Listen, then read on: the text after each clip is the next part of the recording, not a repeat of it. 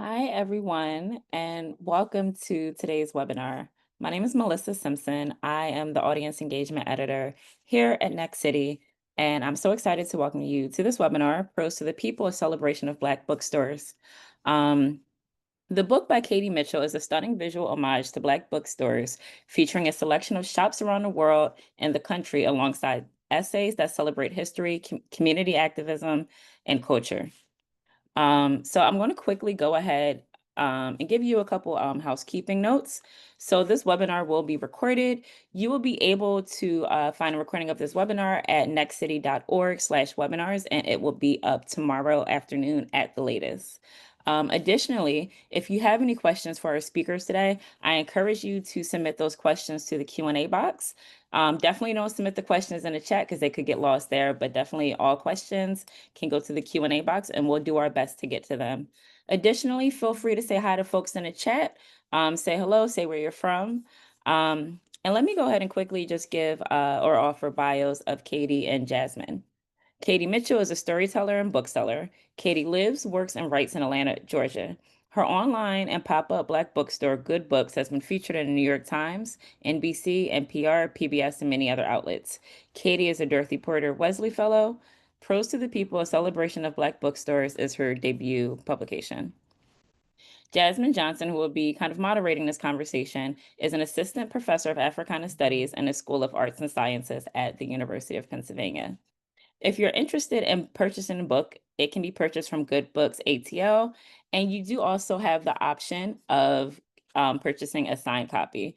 The link to that will be dropped in the chat shortly, but without further ado, I welcome Katie and Jasmine. Thank you, Melissa. Thank you, Melissa. And thank you, Next City. And of course, thank you, Katie. It is such a treat to be in conversation with you about the gift that keeps on giving, which is your book. And I've got a number of questions. And of course, we want to make space for those in the community who are here to offer their questions too. So I'll be mindful about timekeeping. But I wonder if we might start with, in preparation, we've been in conversation for maybe years now. Yeah, years. And it makes me so happy that that's been the case. And so we've talked about Black bookstores quite a bit.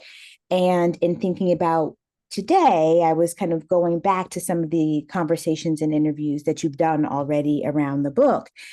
And one of the things I thought might be fun to begin with is that, if I'm not mistaken, you were yourself a Black bookseller before pursuing this book.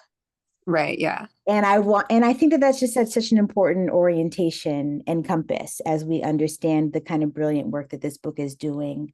So I wonder if you might start with talking about what inspired you to start your own bookstore, which is both online and pop-up. And then it has this like beautiful component of curating around people's interests, reading interests. So what inspired, and I believe that's labor that you do with your mom or have done with your mom. So what inspired you to become a Black bookseller? And maybe that will lead us into a conversation on this book. Yeah, that's a great question. And my mom inspired me.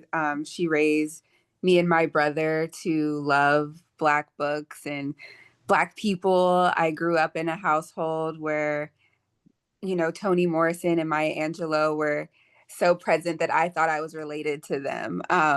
So that's kind of my origin story with loving Black books. Growing up, before I could go outside and play, I would have to recite Langston Hughes poetry, and I had to do it correctly and with feeling. And then, I could go outside and play. So she kind of laid that groundwork for loving the written word, but loving it, especially coming from Black people. And so I went to school at a very engineering, STEM focused university.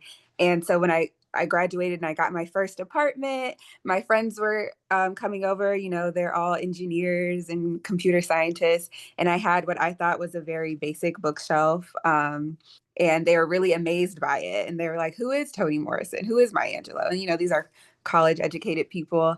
And so I told her about it. I went to her house one day and we were eating breakfast and I told her about it. And her response to it was, well, why don't we start a bookstore? Why don't we reintroduce the love of reading that people often lose when they're, forced to read and it becomes like a chore or homework. And that's really how Good Books started, with wanting to reintroduce people that, you know, might have been lost in the shuffle as we get older and lose that love of reading that we had when we were younger. Hmm. Hmm. And would you mind talking? I don't know if the curation part of the bookstore was there from its very start, but it feels such a beautiful way to embody what it's like going into a store, right? That you might say, this was the last thing that I read and I loved it. And then you have someone behind the counter to say, oh, let me point you in all of these different directions that you might not likely go yourself, right? So was that curation process always part of the design of the bookstore?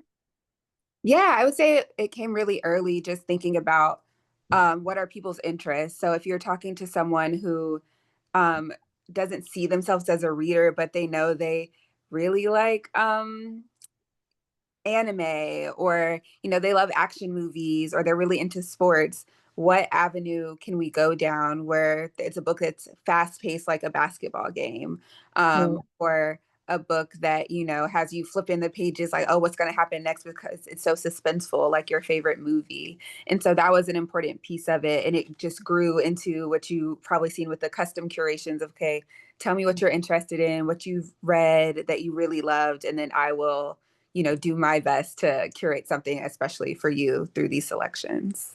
Mm-hmm. Mm-hmm. Um, I know we're going to talk more about the specific histories of some of these stores. But it strikes me that through this book, we see the many different hats that you're wearing, like an ethnographer hat in many ways, as an archivist, as a lover of Black people and Black thinking, and then also as like a kind of critical host, right?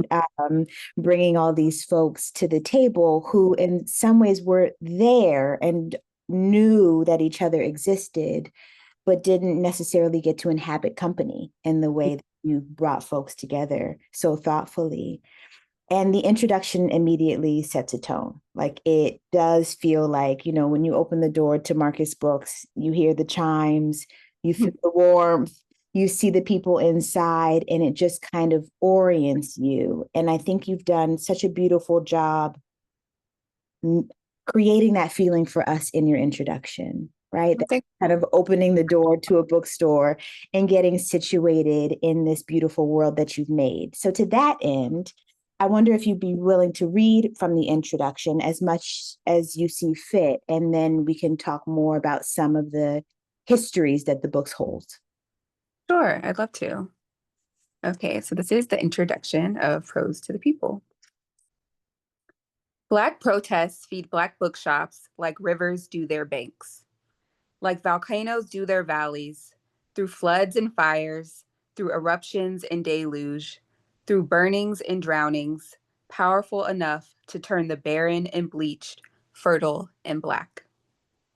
For when our movements surge, when Black folks' gurgling pain swells into the streets, that same pain flows through our pens. It turns our subjugation into our subjects, our pain into our prose. It turns life sentences into lyrical sentences. It turns everyday speech into extraordinary speeches. This creative cycle began churning 60 years ago. The civil rights movement gave way to the Black arts movement. The flood of marches nourished the poets. The fire of rioters fertilized the novels. And our resistance fueled our Renaissance. In the late 1960s, Black bookstores emerged as cultural hubs of Black art and thought. as the incubators for Black aesthetics and Black power, as the physical spaces where the modern artistic movements of slam poetry, spoken word, and hip hop were first seeded. And today, just as the Black arts bookstores bloom from the tumult of the civil rights era, a new generation of Black bookstores is blossoming amid the upheaval of the movement for Black lives.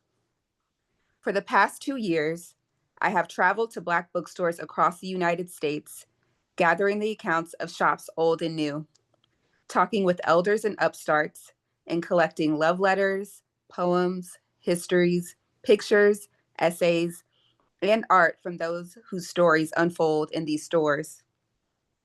What follows is a quilting of these narratives, interviews, and discussions, revealing Black bookstores as a mosaic as diverse as Black community, as institutions reflecting all of our character, joy, humor, tears, scars, and ideas in motion. All at once, Black bookstores are resilient and radical. They're motley yet mingled. They're all of our identities refracted innumerable times across millions of pages all across this nation. Their history runs deep.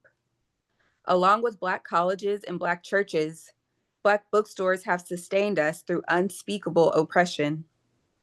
When libraries banned us, they were our catalogs. When museums barred us, they were our exhibitions. When archives forbade us, they cradled our histories. Black bookshops, crafted in the shadows of slavery and segregation, created cathedrals for Black art, ideas, and resistance. They were our counterpublics. They were our brain trusts. They held our intellectual past, presents, and futures in a country denying our intellects, past, presents, and futures. And today in America, where teaching Black people to read was once illegal, and where teaching many Black books still is, Black bookstores remain as vital as ever.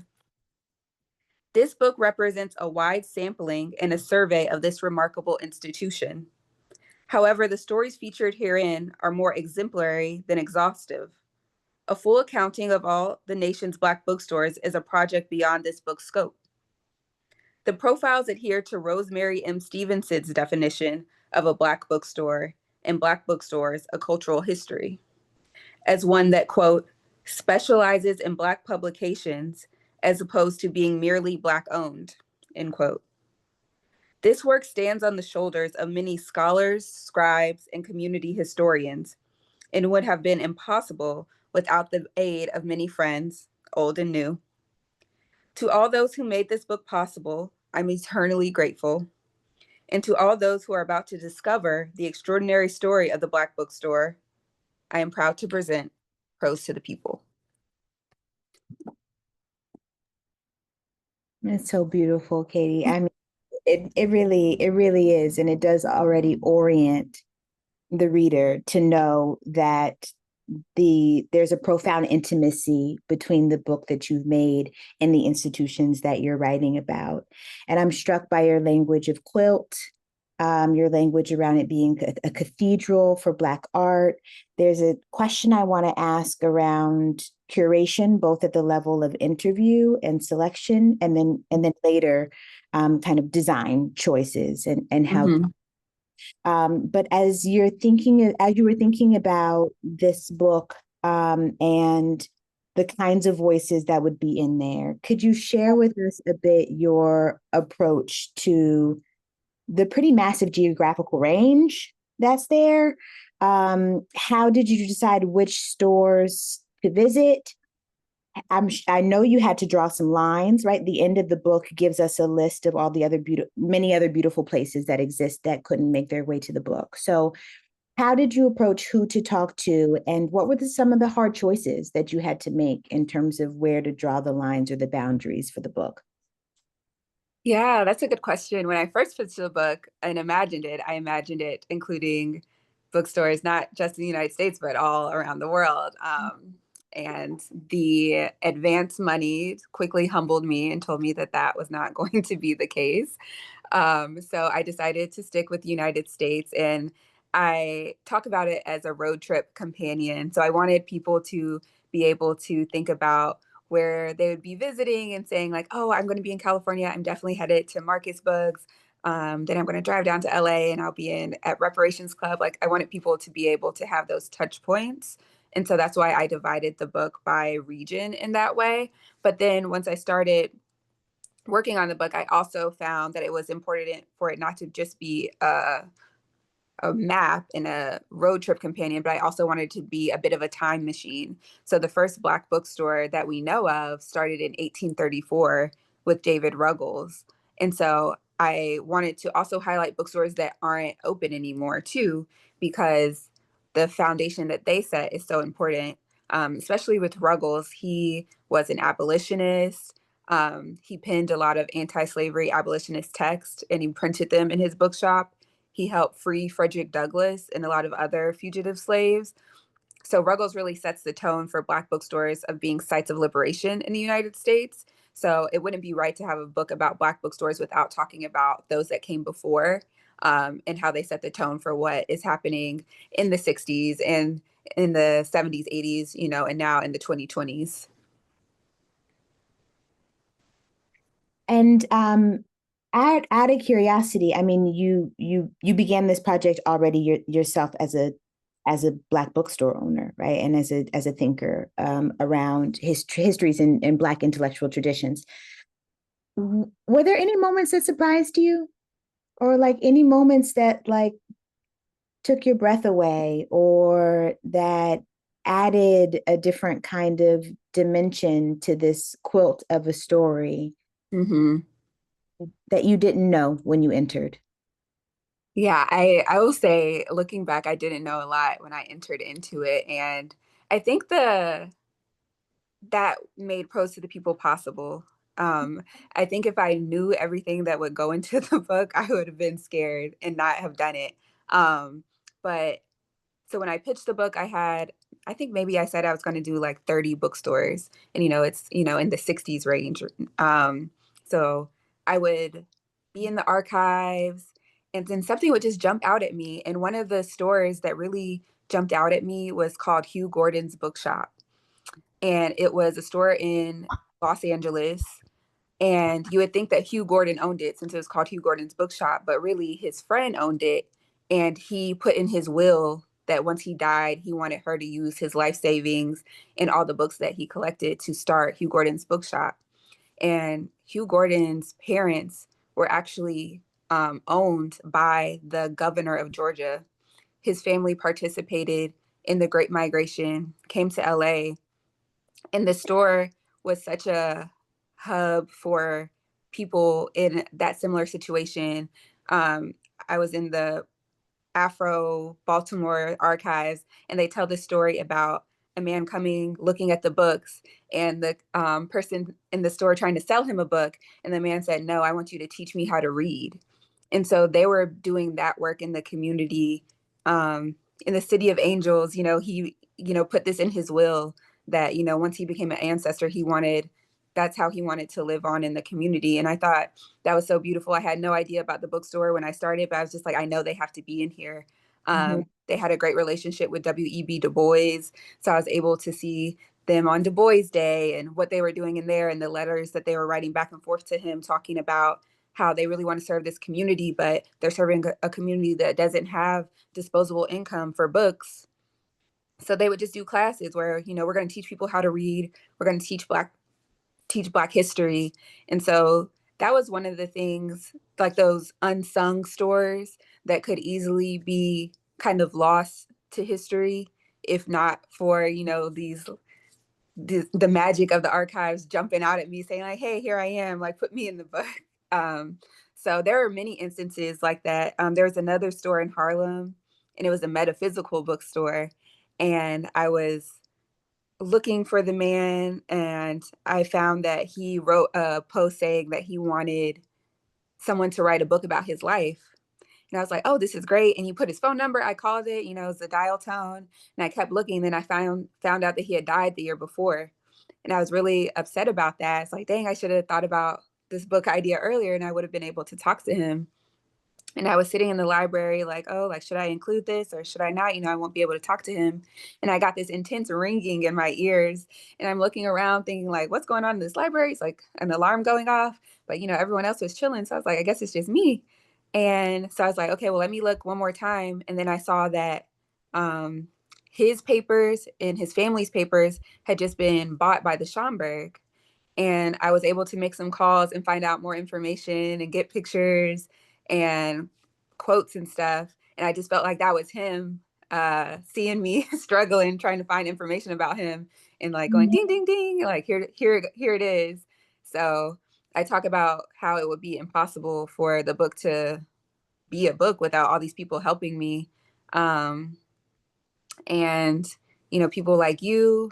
I made it in an anthology because I wanted all these voices, but then there are voices from the ancestors who are also helping me as well. So the particular rigor of where design meets improvisation, like you clearly had a vision here and also made yourself open in so many ways to going down paths that you likely could not have anticipated, if not but for stepping into a store, stepping into an archive, or trusting that ringing, the like just the really deeply human ways I suppose this book has been produced is really striking to me. And there's all the labor of curation and interviewing and all of that. And then there's the different kind of effort I imagine around how to get the page to embody the kind of like feeling and ethics that you're writing about. Mm-hmm. Every single conversation about this book remarks on how stunning this book is, right? It's just beautiful. It's just beautiful to look at. It's such a joy to sit with and to see all of these archives all together. And at the level of design, what were you thinking there in terms of how you wanted this research to manifest on page? And Mm-hmm. did you have to advocate in any kind of for the design to reflect the kind of spirit, the Black spirit that you're writing about? Yeah, so I knew from the beginning that I wanted Prose to the People to be the embodiment of a Black bookstore. So when you walk into a Black bookstore, you're not just hearing from one person, you're not just seeing one type of book. There's different genres, there's people who disagree, there's pictures, there's art. And that's what I wanted Prose to the People to be. You open it up and you're transported into this bookstore from the design. But even, the questions I'm asking people, I was like, what did it smell like? Oh, there was a chicken spot across the street and then a barber shop there. Okay, what conversations were y'all having? Who was dating who? I wanted all the info. So you really felt like you were there. And then also the anthology piece too. And, from, Nikki Giovanni to people who grew up in the stores. I have you, the granddaughter of the founders of Marcus Books. And then I also have Vonda Nelson, whose uncle had National Memorial African Bookstore. So I wanted different perspectives and perspectives that I frankly couldn't give. I don't know what it felt like to grow up in Marcus Books. Um, I wasn't around in the 70s at National Memorial African Bookstore. I wish I was, but it's just the research I can do is not the same as someone who was there and, had that deep family connection. So I knew that from the beginning. I picked a imprint that specialized in design books. Um, but then I also did have to advocate very heavily just to make sure that our our stories were handled in the proper way. I knew it was the first book of its kind, so I felt the pressure and I knew that people had trusted me with their story, so I didn't want to let anyone down with how the book came out looking. So many people have helped me and talked to me for hours and hours, so I felt that pressure to do it right the first time. And so from all the pictures, all the permissions, the scans of the ephemera, it was all very intentional to tell that story because I don't think that the story of Black bookstores can be properly told without the visual element with it. Um, And I wanted people to just have fun reading it, to feel like they were being transported and to have fun reading it, and for it to be a joy to learn about all these special people and places. To that, I mean, this book is clearly doing something singular, and you're also you're a student of Black studies, and that sounds like by design from your mom and your family. And so I'm wondering, who were your inheritances as you thought about what this book could do? I know you've talked about the Black book and also the Green book in different contexts, but as you were dreaming this, was there anything else already existing that you felt like this you wanted this book to be in a lineage with? Mm. Um, so I think about how sometimes you're doing things and you think it's from you, but really you're practicing in a lineage of people and you don't even know you're doing that. So, of course, Toni Morrison, I'm thinking we're related. So the Black Book was one. People have made comparisons to the Green Book. And then I also recently learned about a scrapbooker from New York named Gumby, who had these scrapbooks about Black history. And he had, tons of volumes of these scrapbooks. Like there are different topics. And he would have salons during, the Harlem Renaissance where people would look at his scrapbooks. They're now housed at Columbia University. But, I used to scrapbook back in the day, and I felt like I wanted the book to have that scrapbook element, that collage element, like pasting it in there. So I think that's one person who I wasn't super cognizant of when the idea came to me, but then when I learned about him, I was like, yeah, this is what I'm doing. Um, and then Langston Hughes inspired the title of the book, Prose to the People. He has a section in one of his autobiographies called Poetry to the People. And he talked about traveling around to mainly HBCUs in the South and sharing poetry with people who had never heard from a poet. And I wanted to honor him in that way just because of what the role he played in my childhood and onward. So there's a lot of pieces. And Nikki Giovanni, grew up with her writing and asked her to be a part of the project, and was elated when she said yes, and was super gracious and thanked me for allowing her to be a part of the project. So all these different elements pouring into me, and I wanted to pour it back to people who are just interested in Black history and Black books, but then also thinking about um, future researchers and scholars, and what other projects could be a jumping off point too. Hmm. Hmm. Um, I have a number of other questions, but I will just say, because I know that we're here with a number of other folks, that if there's anything on people's mind, feel free to put it in the Q&A box, and I'd be more than happy to share your question with Katie. I don't want us to get to the end and then have so many brilliant questions. So if there's something on your mind, please just write it in the Q&A and I'll be sure to share it. Katie, I don't think I knew that you had originally dreamed this up as an international, or the project is diasporic because Black people are diasporic, but like an international global project. And Mm-hmm. you were originally dreaming.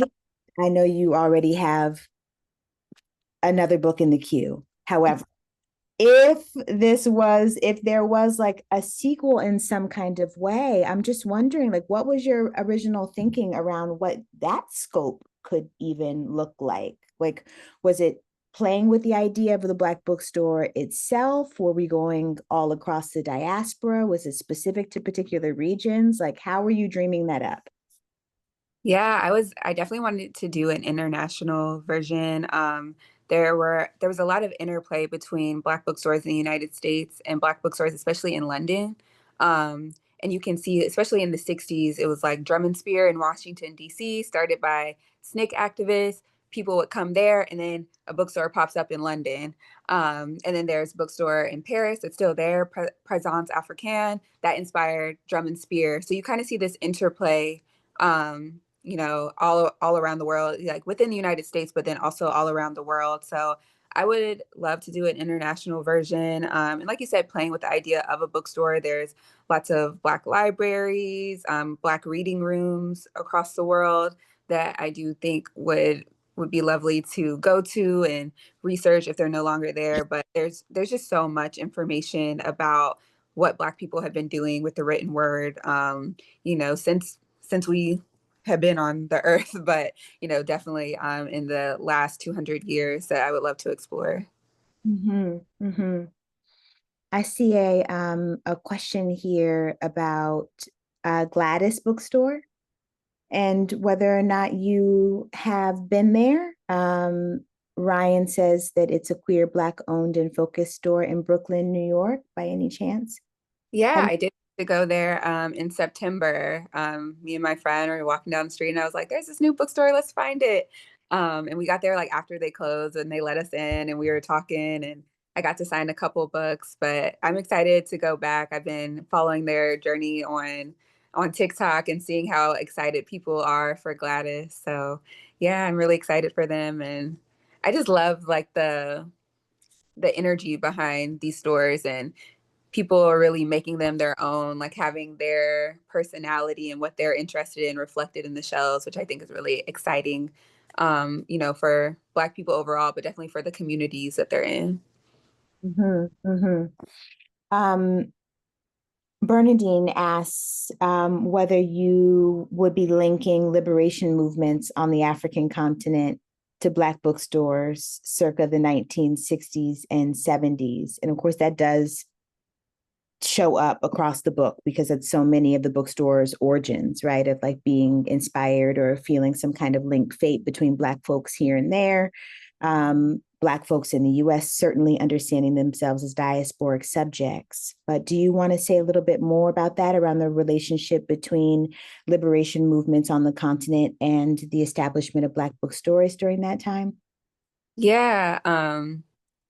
So there's a Black bookstore that I wrote about called Liberation in Harlem. And she's just one example. She had a bookstore in Guyana and well, it was a movement bookstore that she managed, and the bookstore was bombed. And she stayed there for like 2 more years, still doing the bookstore after it being attacked. And then she came to Harlem to start Liberation.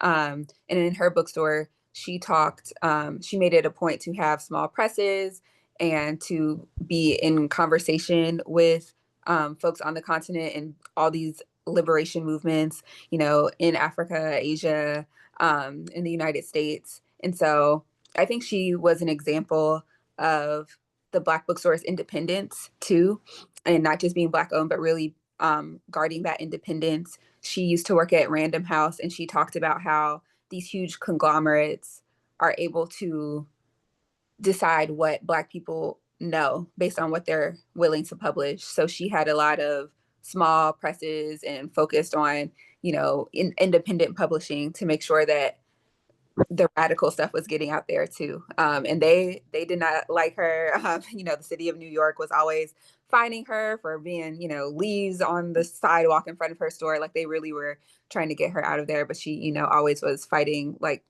for Black people to have that information. And that's just one example in the book of someone who was really fierce about that. Drum Spear also really focused on what was going on the continent.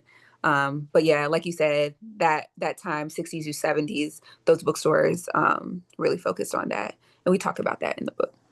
Mm-hmm, mm-hmm. There's also across some of the bookstores, there's the intimacy between the like printing press and the print shop and the bookstore itself. And the context that I know best is Marcus Books that began, as you said, as a print shop. And even when you look at some of those first books that Success Printing, then later Richardson Printing, and then Marcus Printers put into press were a bundle of Black diasporic books that, they were mechanized by this sense of there are all of these massive political moments right now to which we are absolutely connected.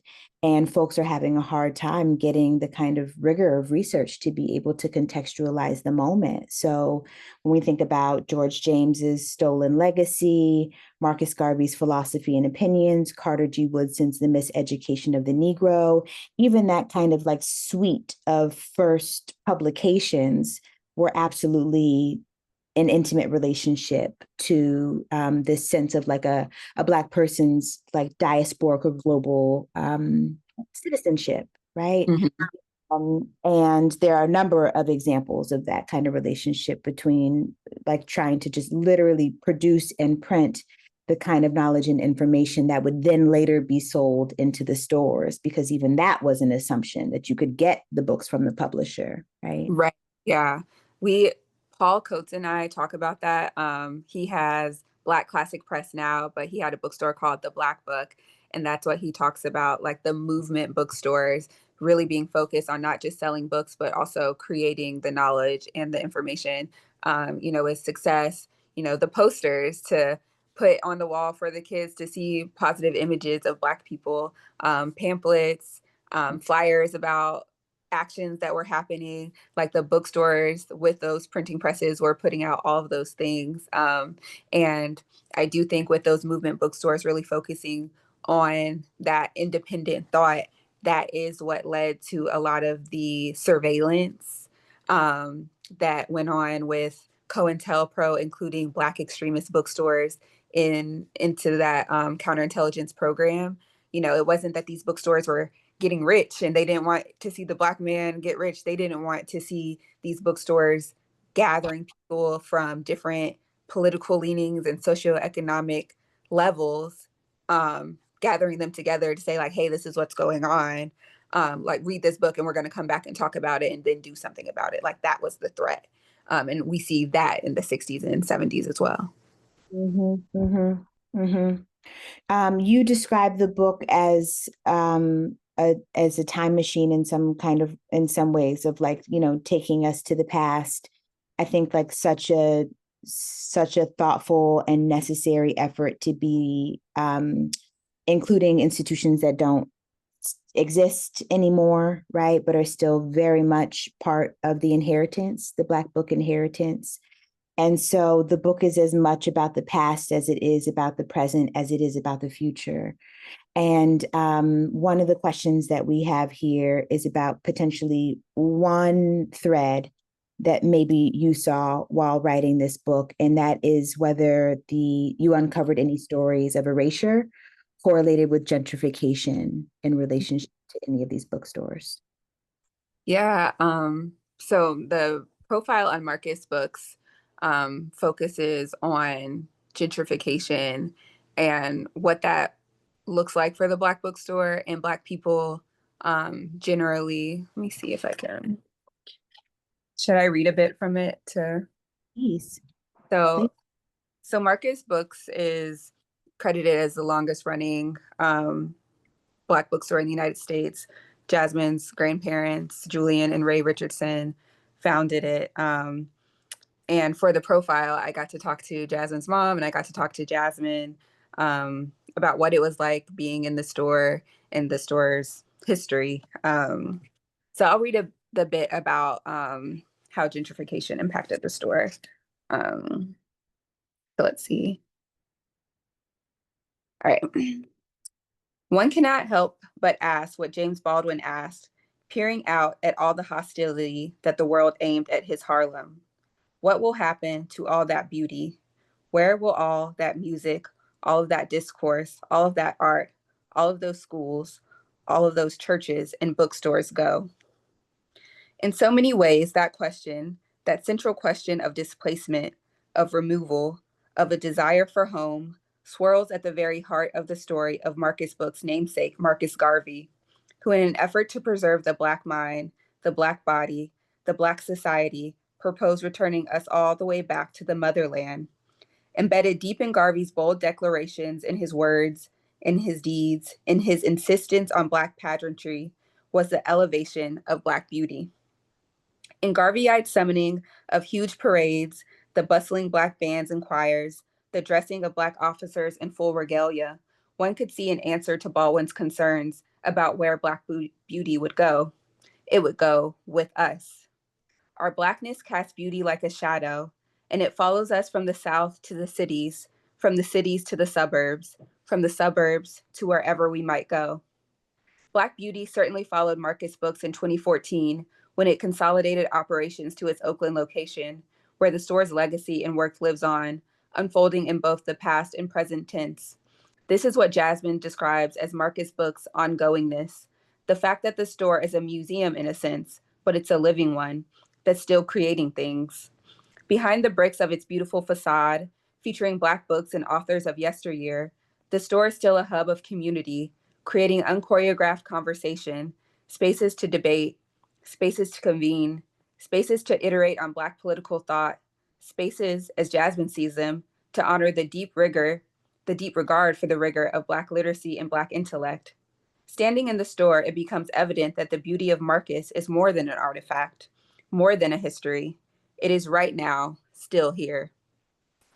So I think with the gentrification that Black bookstores and Black people are facing, we are seeing neighborhoods getting pushed out. We're seeing the stores face contending with that, but it's not, I think, about a particular city, a particular block. Like wherever we go, that's like the cool place that people want to encroach upon. Like when we the white flight happened, and now the reverse of white flight is happening, and we're getting pushed back out of the cities. And in some more generations, the suburbs will be cool, and it'll just keep ping-ponging in that way. But I don't think it's the physical space that makes the bookstores what they are. I think it's the people, as you said, Jasmine, the history that's unfolding still. And so, yeah, hopefully that answered the question about erasure and gentrification. I think more than answered. Um, yeah, it's quite a thing to be both like despised and obsessed with. Mm-hmm. Like as you're naming the the effort to exorcise Black folks out of particular neighborhoods, and then the desire to want to inhabit, if not the neighborhood, then the kind of like alchemy of Black cultural production that comes out of them, right? That like simultaneous distancing, but also desire to want to be close, to want to study, to want to try on, that we can absolutely see in so many of the narratives that you write about. And folks are here in the chat affirming what you've just shared and written about gentrification being pushed out of neighborhoods. And Tamarind offers some examples here about Dallas, Texas, Trinity Grove's project. I think reiterating, Katie, your point that it like is about the specificity of city and is also such a broad phenomenon that we see. Yeah, I see that even with, like you said, the cultural output. Black people are overrepresented in the banned book list. And you see who's getting banned. It's like Maya Angelou, Hitler's Mein Kampf isn't being banned, but Maya Angelou, I Know How to Cage Birds Sing, is getting banned. And you have to kind of think about why that is. One of the essayists in Prose to the People talks about Martin Solstre's Afro-Asian bookshop. And that bookstore was raided not just by the FBI, but the local police during the riots and uprisings in Buffalo, New York. And there's a book written about Martin Solstre called The Crime of Martin Solstre. And the author talks about, in white bookstores, they're still sharing books about all these uprisings that white people did, in Europe, but they see that as a dead history. But with Black people, in the books that we're sharing, they kind of see this like, oh, like they can get it popping like right here, right now. Like, do not let them get this information because they will, shut it down. So when we're seeing our books being banned, you're looking at it like, well, why are our books being banned? And they really see it as a threat to their safety, because of, the history of this country and how we were treated. And it's always that fear of like, oh, they're going to, get retribution now. And so I think that is closely tied with the pushing us out of the neighborhoods, but also trying to push our thoughts and ideas out of the public and take that public consumption away. And I say consumption just in the way of like being able to access it. And, with the current administration, they're doing it on turbo, but it's been happening for decades. Mm-hmm, mm-hmm, mm-hmm. To that, I'm thinking about the number of different ways that a Black bookstore, I suppose, can manifest. And even when I'm thinking about yours as being both pop-up and online, and the challenges that I think that we're naming around the difficulty of the threats that Black bookstores generally and Black people more broadly experience on the regular. What do you see as the ongoing gifts of a physical brick and mortar store in a context where folks are very much arguing that not only are Black books worthless, but that the physical places are also becoming obsolete? What do you think about the kind of ongoing necessity of physical places dedicated to this kind of thing? Yeah, I when you ask that question, I think about Sankofa in DC. And if anyone's familiar with DC, you know that gentrification there um, is rapid. But Sankofa has owned their building since they acquired it in the 90s. And you can see how that has shaped the way they operate. Um, they aren't beholden to anyone. They're not worried about having to make rent. They're able to be truly independent. And also, as someone who, came back to the store after 10 years, I'm able to go right back to that place and be with the people in the store and say like, oh, I remember this. And, it's just like a touchstone. It's kind of like grandma's house. Like no matter how much you move around, grandma's house has been there. And so you can go home to these places and, really find what you're looking for. And I mentioned Afro Asian Bookshop. The the local cops, they framed the owner saying that he was selling heroin. And so the store,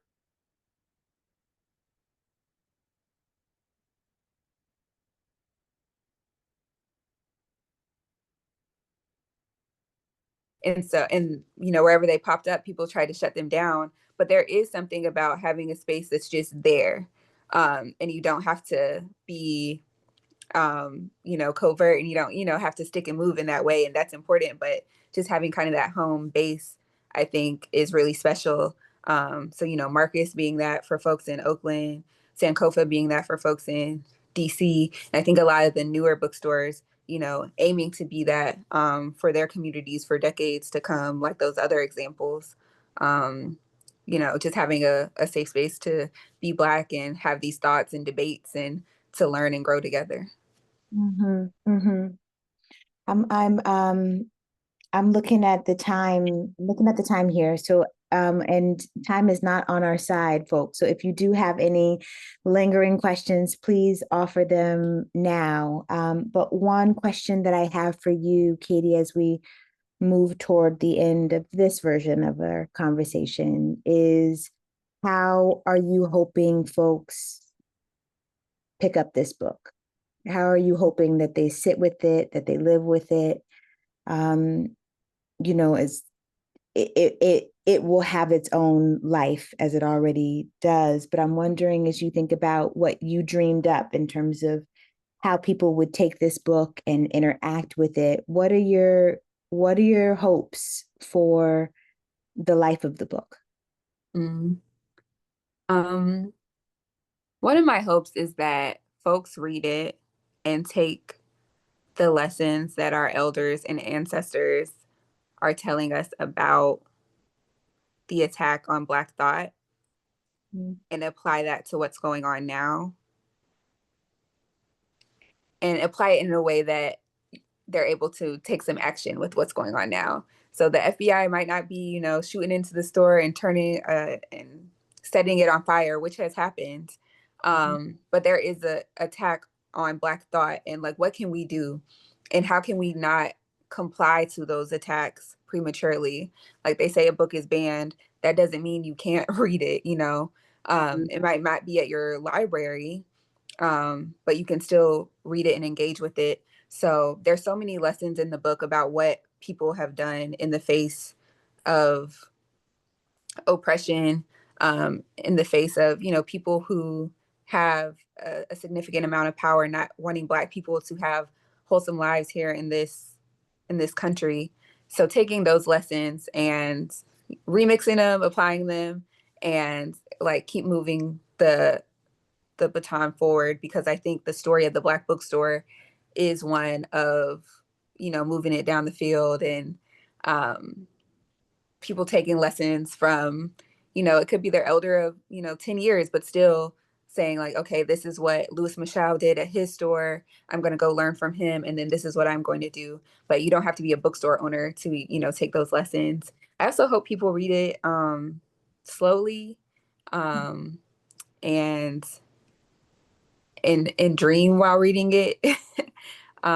Daydream, like I was daydreaming for such a long time when I thought up this book. I hope it inspires imagination and creativity in any way that the reader manifests those creative sparks. I've seen so many cool things. People are making documentaries, other books.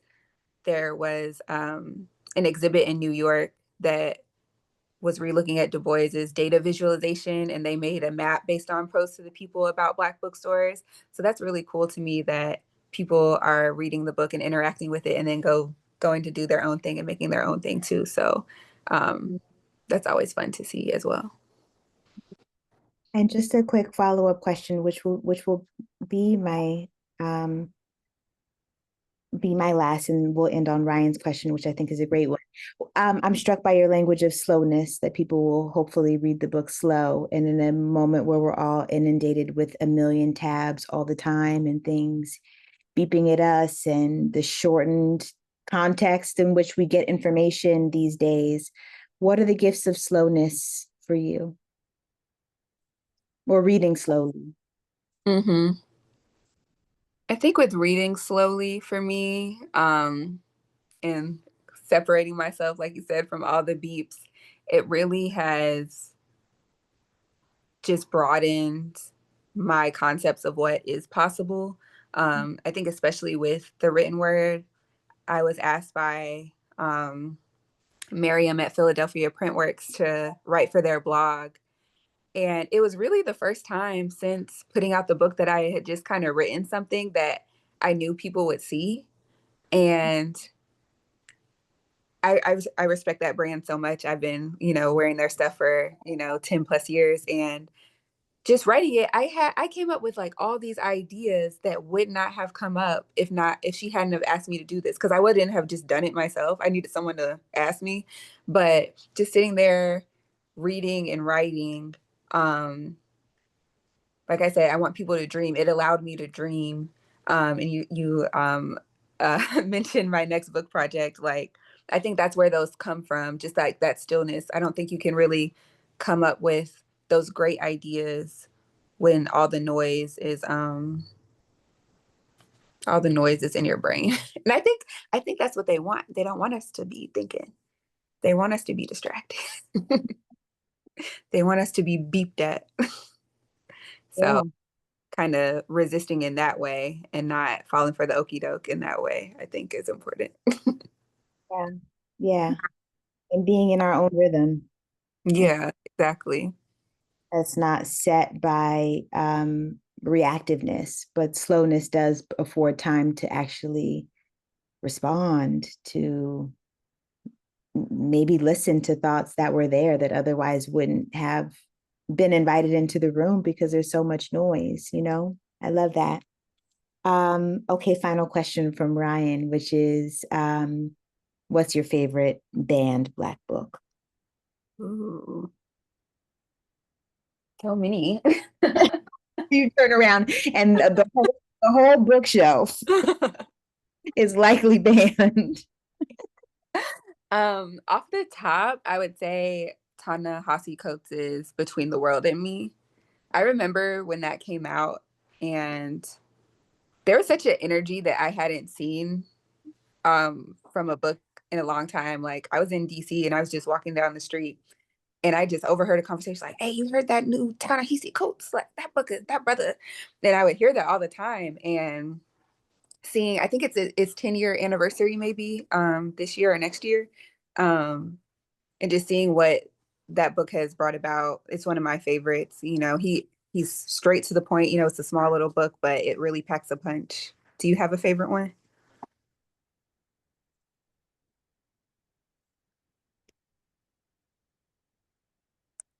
I mean, I think probably for the ways that it inspired Morrison herself would likely be The Bluest Eye, you know.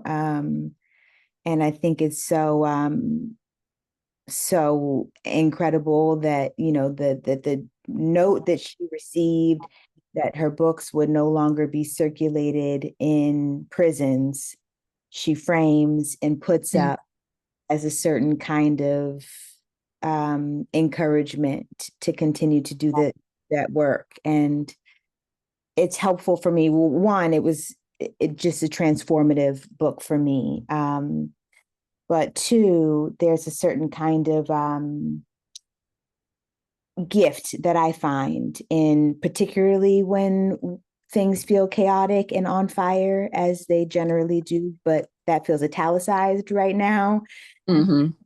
Nearly everything we read in Door has been written under duress, and that, you know, the bookstores aren't established because there's some idyllic conditions for Black folks. They're actually made manifest in relationship to the hardship of their time. Their sum is not the hardship of their time, but they're in deep relationship to it. So banned books remind me of that kind of significance of writing against whatever we need to write against to make less claustrophobic spaces for each other, which is what Prose to the People does. And we're so grateful, Katie. Thank you so, so much. It's such a joy to be in conversation with you. Always, Get, always. get this book. Holiday season is coming. It is a gift in so many ways, and we're grateful for it. And now, looking at time, I'm going to invite Melissa back to round us out. Thank you both so much, Jasmine and Katie, for taking the time out your day to talk with the Next City audience. This was a beautiful conversation. And I just want to remind folks that a recording of this webinar will be available tomorrow afternoon at nextcity.org/webinars. And more importantly, Katie's book is available for purchase. It is the most recent link dropped in the chat. And you also have the option of purchasing a signed copy. Go buy her book, go buy more books from Black authors, go support your local Black bookstore, go support your non-local Black bookstore, right? And encourage the people in your life to read and push back against some of this anti-intellectualism that we're seeing lately. Again, thank you both for making time today to speak with our audience, and I hope everyone here has a beautiful afternoon. Take care. Thank you.